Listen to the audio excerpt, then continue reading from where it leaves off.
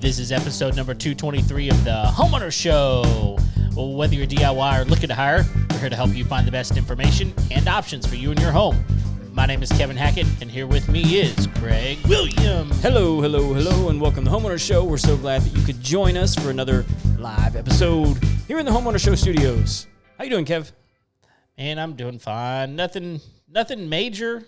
I mean, we just got back from Thanksgiving, which was amazing. Yes. And awesome.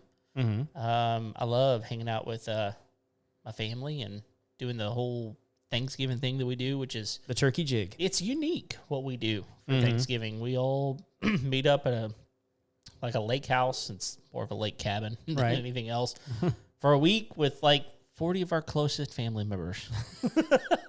And then more people show up on Thursday, and it's a blast, dude. So much fun. Yeah, and like everyone's in campers, right? Pretty much. Well, yeah, I mean, so there were fewer campers than there normally are, but yeah, we've got an array of campers set up. We're actually going to be building some more camper sites soon, but some people stay in the house. And but dude, I forgot to tell you this. Okay. So we used to smoke all of our meat on an old refrigerator. Right. I remember you saw the picture of it. Yeah. Well, that has run its course. It's the swamp smoked, ate it. Yeah, it's smoked all it's going to smoke, and it's been flooded more than once. So one of our family members bought a 55-gallon drum. Okay. That was used to store pigskin fat, and so it was like cooking purposes for sure. And they were selling them for $5 a piece. $5 a piece. And he had to buy 5 of them in order. So he bought 5 of them, $25, and we built a smoker out of it. Uh-huh. And have you seen these barrel smokers before? Oh, yeah. Where you hang meat from them? So we didn't hang anything this time because we couldn't find any hangers in time. But he rigged it all up, put a couple of racks in there, and dude, it worked really, really well. Yeah. So it was awesome. I'm actually thinking about getting one of these chest smokers. Oh, yeah. Uh-huh. It's just like the freestanding pellet or propane, however you want to go about it. And I'm set it and forget it smoker. I'm all in. Like these purists out there are crazy. Yep. Because these pellet smokers. Here's the problem with smoking, which we do often. Mm-hmm. But like the problem with it is you got to get up at like whatever time and check the temperature and make sure it's working. And then if it's not, you're going to have to adjust it. And you might be up 2 or 3 times for an hour at a time getting everything working. Yep. With these pellet smokers, man, you just dump a load of pellets in, go to bed, wake up the next morning, and everything is perfect. You have brisket by lunch. Yeah, so really perfect. What we're saying is our problem with traditional smoking is that it's actually work. Yeah, well, yeah. Yeah, I'm fine with that. I mean, at the end of the day, the result is what I'm going for. Yeah. More than the process. The purists, they love the process, which I'm fine with the process if I have time for the process. Right. But I really don't like disrupting my sleep patterns just for the process to happen. Me either. So, yeah. Anyway. So, dude, we played a massive game of pickup sticks at the Williams Ranch yesterday. Oh, yeah. I saw the stick pile. Yeah.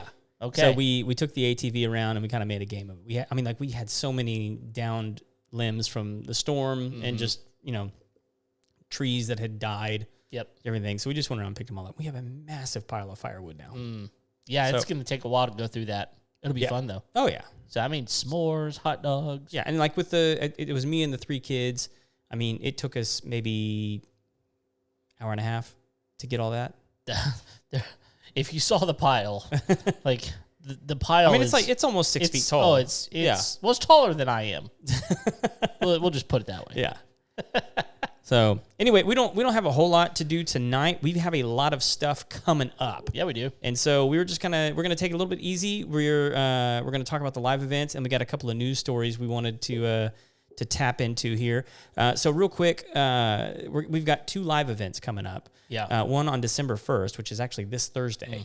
We're going to be at I'm going to be at Rowdy's Dance Hall with a special guest host that we're not announcing yet because we're going to, It's a mystery. That's right. We want to, encourage you to come and see who that's going to be. Yeah, But if you're in the Houston area, you might as well show up. Yeah. It's gonna be fun. Oh yeah, there's going to be hundreds of owner operators in the homeowner realm, and so it's going to be a great event. We used to do a bunch of these 2 years ago, pre-pandemic kind of stuff, and so that's starting to come back, which is really really fun. Yeah, and so then we have another live show December 14th.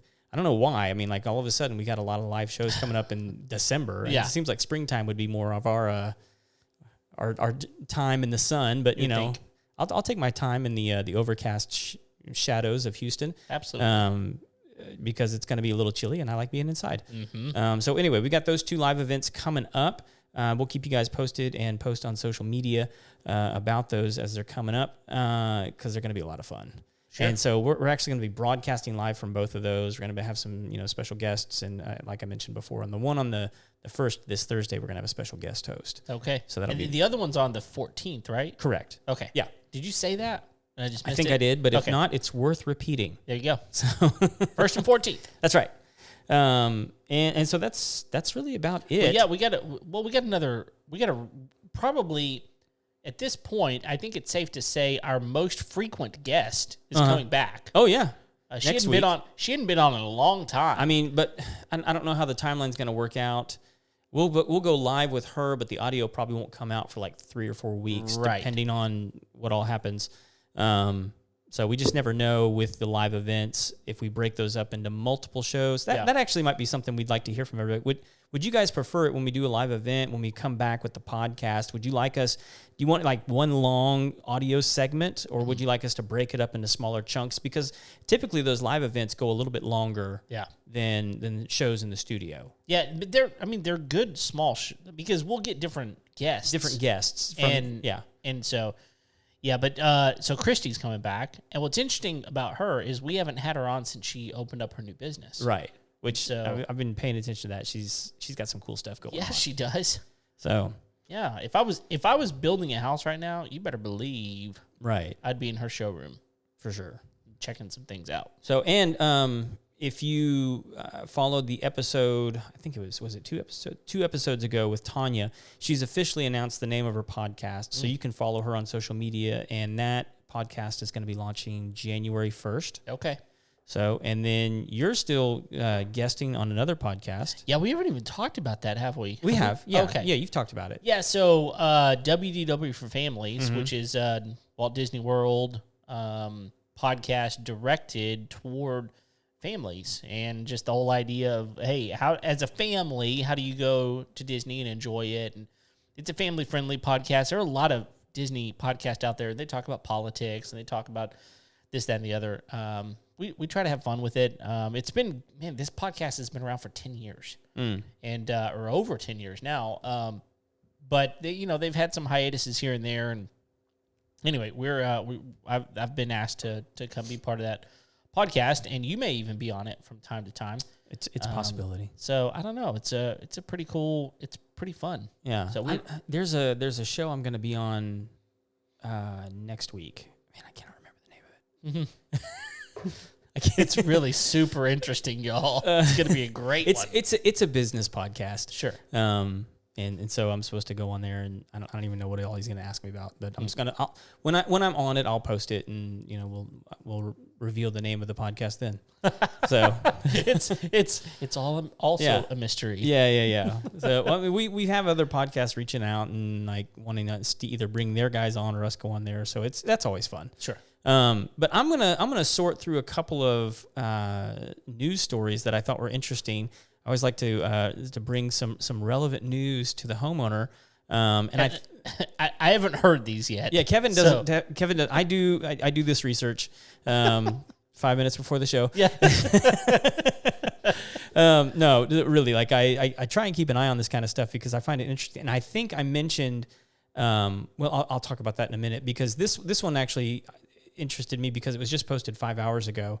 And it's talking about how residents of Cape Cod may be forced to replace all of their septic systems. What? Under some new state regulations. And apparently it has to do with nitrogen pollution. Like apparently the existing systems are creating a nitrogen problem. So I assume that the existing systems had been around for a while, so they're probably regular leach line or whatever. Yep. Nothing. And it's getting into the public water systems, like into the bays and the estuaries, and so like it's disgusting. It's polluting it with nitrogen, which that's not usually the thing that you hear about. No, in water.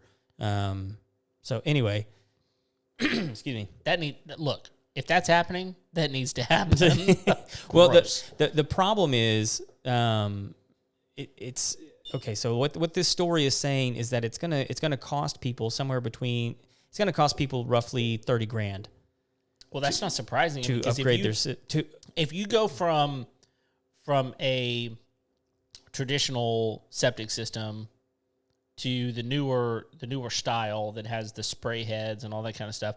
We just installed one, and it was a smaller system. Well, let me say this, because I know you're talking about installing one. It's going to cost $30,000 just to put a nitrogen filtration system. So they're not gonna uproot them and do new ones. That's just putting the nitrogen filtration system in place. Okay, so that's in addition to probably having to replace their septic systems that's being forced on them by the state because of the nitrogen pollution. So where is the nitrogen filter going in? Is that going on like the individual systems, or like at the end of it somewhere? In the individual systems. Oh, dude! So you're being forced to they're saying upgrade to the, what is it called? You've got the nitrogen filtration system. No. The two different kinds of septic systems. I just lost. Aerobic and anaerobic. Aerobic and anaerobic. So you're going to an aerobic system from an anaerobic system, and so that in and of itself is probably going to cost you at least $10,000 to just put in a new one, let alone uprooting the other one. So that's probably another $3,000. So you're probably $15,000 in plus $30,000 for a filtration system. Look, if you live in Cape Cod, you can probably afford it. Here's the other thing: is it saying to convert all of them to municipal sewer systems, which would then be managed by the state? Oh yeah, that would require them putting in sewer systems for 12,000 additional properties, and it would cost an estimated $1.4 billion. Oh, that's not surprising to me. So, I don't think I told you, like we have water at the front of our property available. To run that line back to my mother-in-law's house instead of using our existing well, just the line was going to cost $12,000. Oh, geez. Just to bring the water in a pipe. That's it. I mean, it's like, that's not trenching it. That's just it's unbelievable amount of money. That's just water. Imagine doing that for a whole sewer. I can't imagine and the mess that would cause.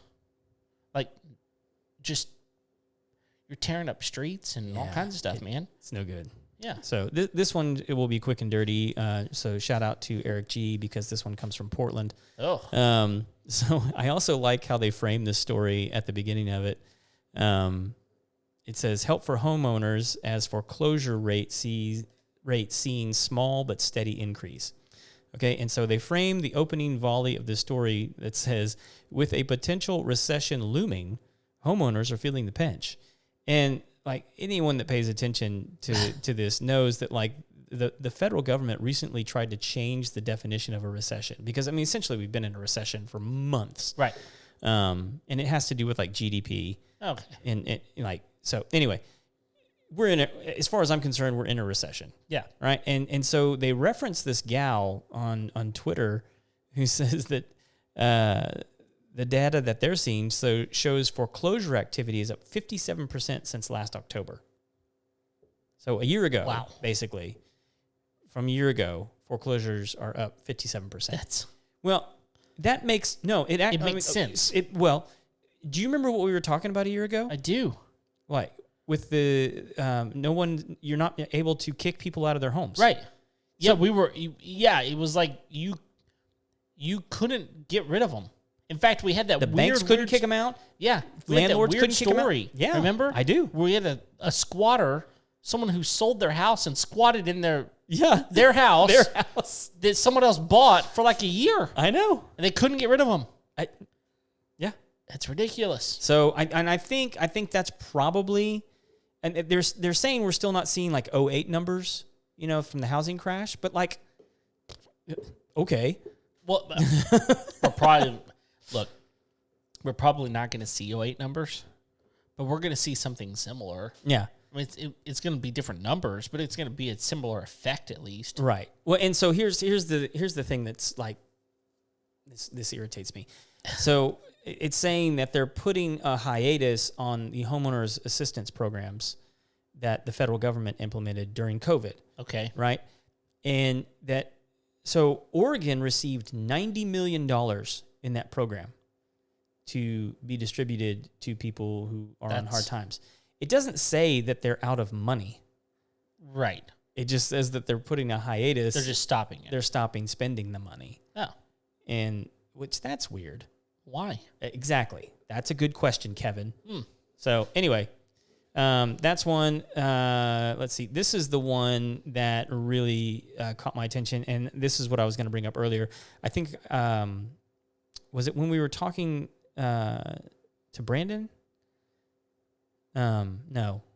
When were we talked about Zillow and Redfin? Oh, yeah.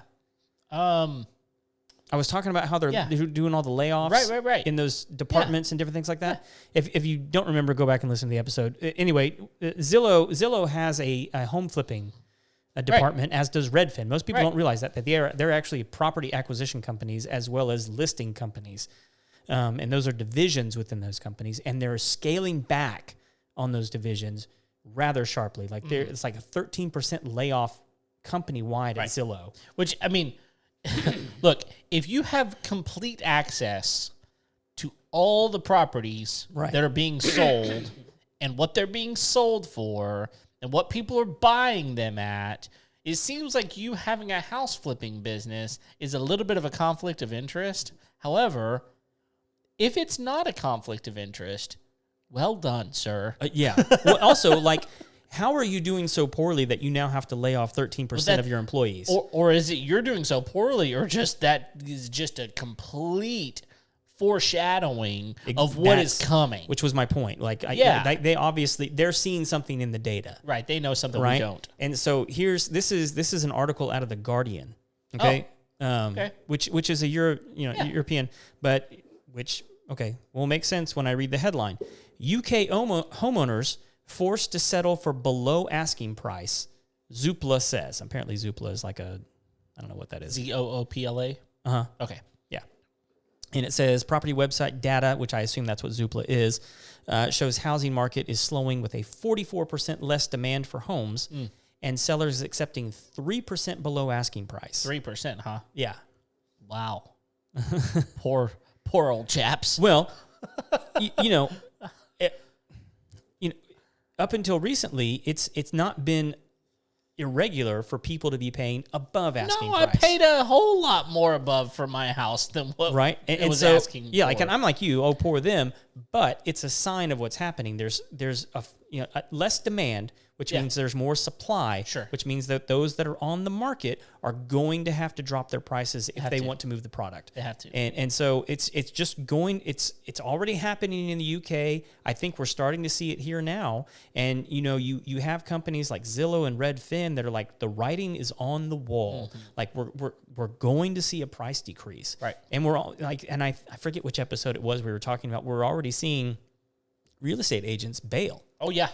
And I'm not saying anything bad about real estate agents. No. But what I will say is we had a lot of Johnny-come-latelys jump into the market in COVID because for them it looked like easy money. Sure. And it was. I mean, like, people jumped in and they were able to make really, really easy money. And even seasoned real estate agents, they were making good money still, even though we had so many new agents in the market because the margins were so high. Sure. What they were getting, they were still getting like the same percentages, but they were just making so much more because the prices were so much higher. And now I think you see some of these people who don't know how to actually network, how to run their businesses, how to run themselves as a business, that are going, this is too hard. Yeah. Yeah, and here's what's... This was so easy when I got in. It was.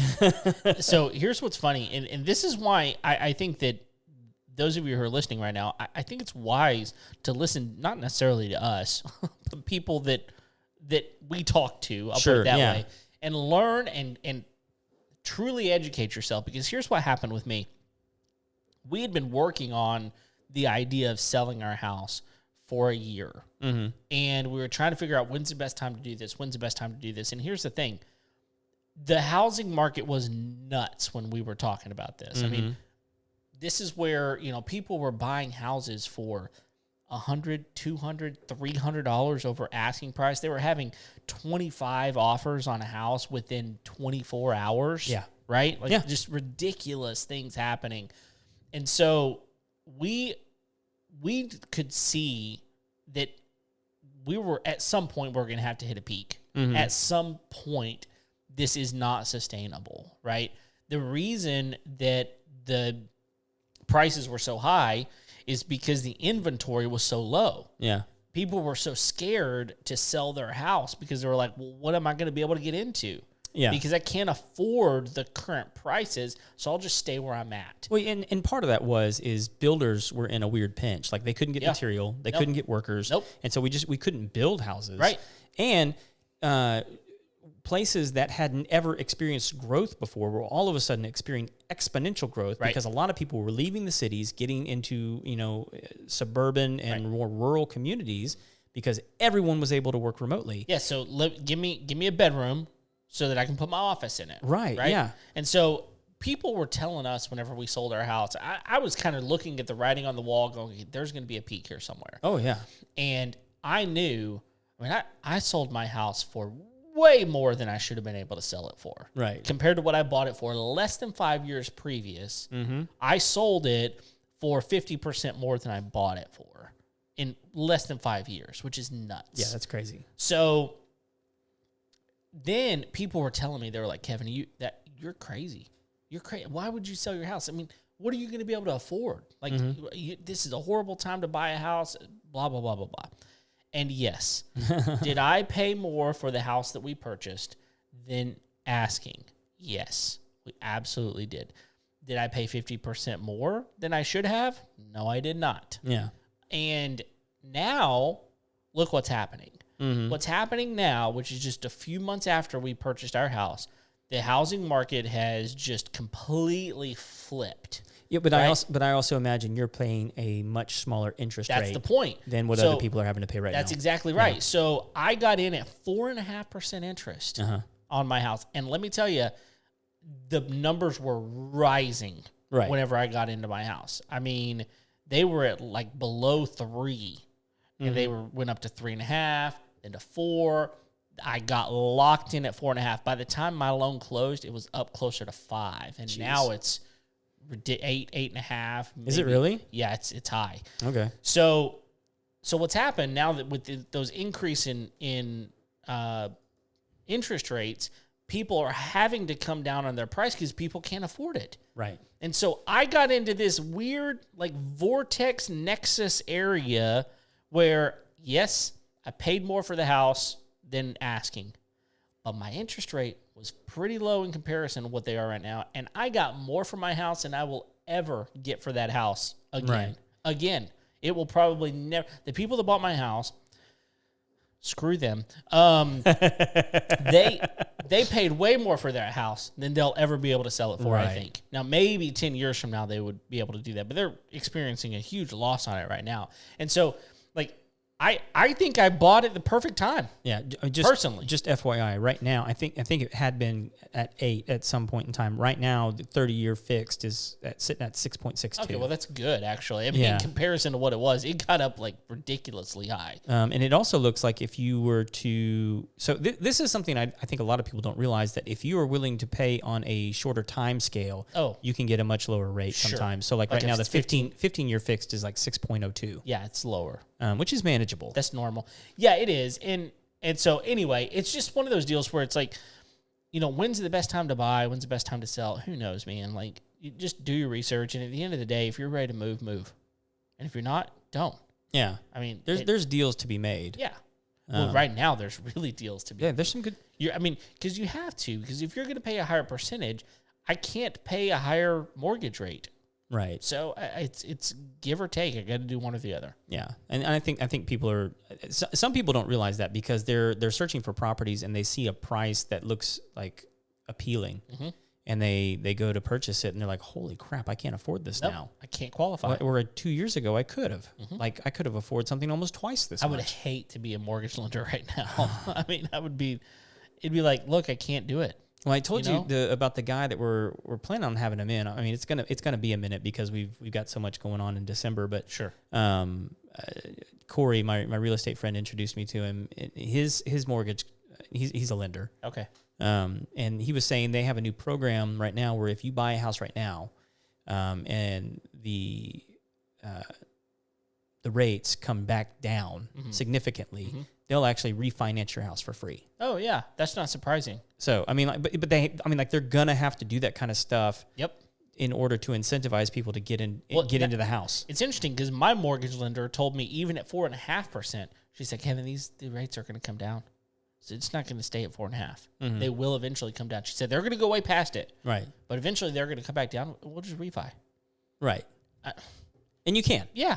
That's no big. And but you got to think about this. Like, even if it takes, let's say it takes 8 years. Okay. Right. So you're 8 years into your 30-year note. Right. And so then you can refi, and this is exactly what we did. You can refi into a 15-year or a 10-year note. Right. At a lower interest rate. Yep. Now, and your payments will probably not be all that different. Right. And that's exactly what happened to us, man. Sure. Is we caught that, you did. 2.75, whatever it was. So low. And so like we're on track to be done in like 8 years. Yeah, so you probably cut what, like 5 years off your loan? Oh no, we caught way more than all. I mean, that. Even if it was 5, I mean, look, even if we cut like 15 years off. 50. Even if you were paying $1,000 a month on a home, which you're obviously not paying that, but if it was $12,000 a year times 15, goodness gracious, you cut off a mortgage. Yeah. Yeah. So look, that's my point with all of this is you can't live your life based on fear. Right. Oh, what's going to happen here? What's going to happen there? Look, if it's right for your family, then do it. That's the thing. We moved in, and this is what we told people. It's like our kids at the time were 7 and 9. Right. They're now 7 and 10, almost 8 and 10. And I was like, look, if we waited another 5 years to figure out what might happen in the housing market before we bought land, they're almost done. Yeah. I want my family to have some space. Yeah. That's why we did it. And at the end of the day, choose your why.